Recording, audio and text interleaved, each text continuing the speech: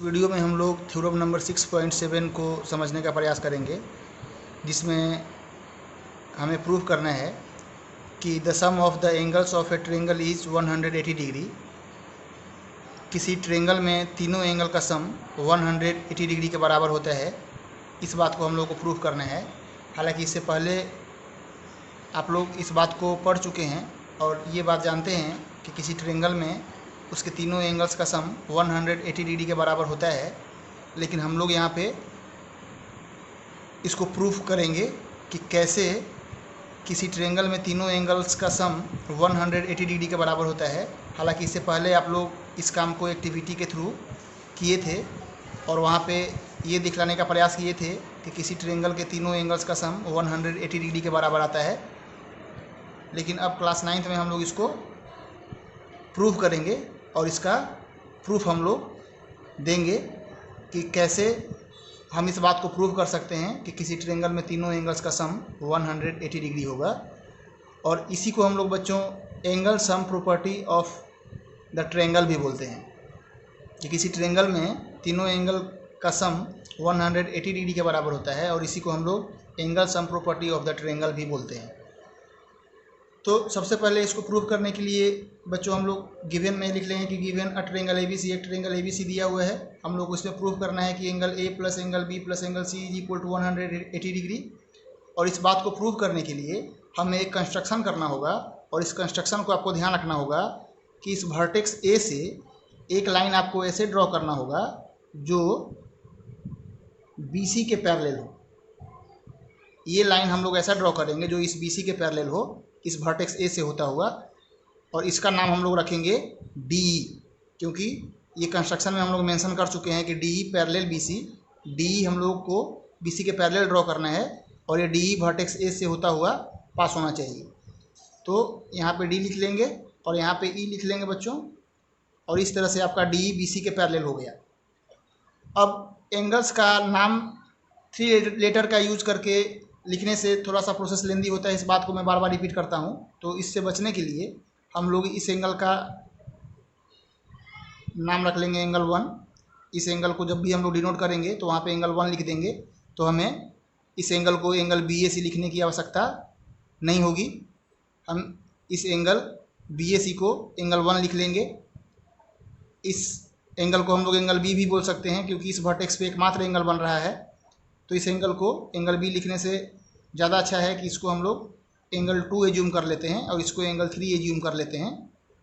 तो अब हम लोग बच्चों इस एंगल को एंगल 1 से डिनोट करेंगे, इसको एंगल 2 से डिनोट करेंगे और इसको एंगल 3 से डिनोट करेंगे।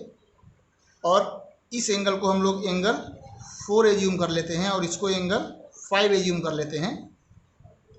अब हम लोग प्रूफ में सबसे पहले ये इस बात को मेंशन करेंगे कि आप देख रहे हो कि एक स्ट्रेट लाइन है और इस स्ट्रेट लाइन पे ये 2 लाइन्स आप लोग देख रहे हो, और इस स्ट्रेट लाइन पे इस 2 लाइन के ड्रॉ होने से यहाँ पे 3 एंगल्स फॉर्म हो रहे हैं। ये एंगल 4, ये एंगल 1 और ये एंगल 5। और किसी स्ट्रेट लाइन पे जितने भी एंगल्स बनते हैं बच्चों, आप लोग जानते हो कि उन सारे एंगल्स का सम 180 डिग्री के इक्वल होता है। तो सबसे पहले हम लोग ये बात मेंशन करेंगे कि angle 4 plus angle 1 plus angle 5 is equal to 180 degree by straight angle property, क्योंकि एक स्ट्रेट एंगल पे जितने भी एंगल्स बनते हैं उन सारे एंगल्स का सम 180 डिग्री होता है। इस बात को आप जानते हो। तो सबसे पहले हम लोग प्रूफ में ये मेंशन करेंगे और कैसे लिखेंगे ये मैं लिख के आपको दिखलाता हूँ।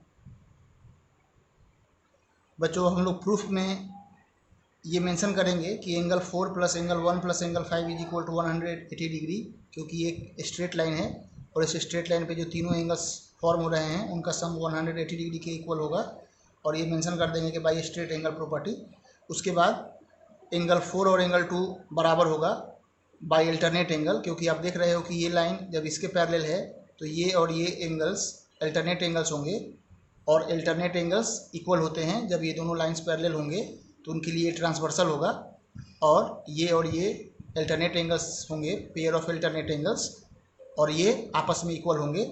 इसलिए बच्चों ये मेंशन किया गया है कि angle 4 is equal to angle 2, और उसी तरह से ये एंगल 5 एंगल 3 के इक्वल होगा। ये भी अल्टरनेट एंगल्स हैं, तो ये बात आप लोग को लिख लेना होगा और ये मेंशन कर लेना होगा कि बाई अल्टरनेट एंगल्स। और अब हम लोग ये जो रिजल्ट प्राप्त किए हैं उसमें एंगल 4 की जगह पे एंगल 2 रिप्लेस कर देंगे और एंगल 5 की जगह पे एंगल 3 रिप्लेस कर देंगे। तो लिख देंगे, यहाँ पे मेंशन करेंगे कि putting angle 4 is equal to angle 2 and angle 5 is equal to angle 3। तो अब इसमें जब बच्चों आप रिप्लेस करोगे तो इसको आप इक्वेशन 1 नाम दे सकते हो, इसको इक्वेशन 1 नाम दे दो। और तब यहाँ पे हम लोग लिख देंगे कि इन इक्वेशन 1, और इस तरह से एंगल 4 की जगह पे जब हम लोग एंगल 2 रिप्लेस कर देंगे तो एंगल 2 प्लस एंगल 1 प्लस और 5 की जगह पे एंगल 3 रिप्लेस कर देंगे तो angle 3 is equal to 180 degree होगा। और इसी को जब हम लोग अरेंज वे में लिखेंगे तो अरेंज वे में आपका रिजल्ट आएगा angle 1 plus angle 2 plus angle 3 is equal to 180 degree. और इस तरह से बच्चों ये प्रूव हो गया कि किसी ट्रेंगल में उसके तीनों इंटीरियर एंगल्स का सम हमेशा 180 डिग्री के इक्वल होता है, क्योंकि ट्रेंगल्स के तीनों इंटीरियर एंगल्स, एक एंगल 1 है, दूसरा एंगल 2 है और तीसरा एंगल 3 है, तो इन तीनों का सम 180 डिग्री के बराबर हो गया। और इस तरह से ये थ्योरम आपका प्रूव्ड हो गया। और मैं उम्मीद करता हूँ कि इस बात को आप समझ गए होंगे कि किसी ट्रेंगल के तीनों एंगल्स का सम 180 डिग्री होता है, और ये कैसे प्रूफ करोगे आप, इस बात को भी आप समझ गए होंगे।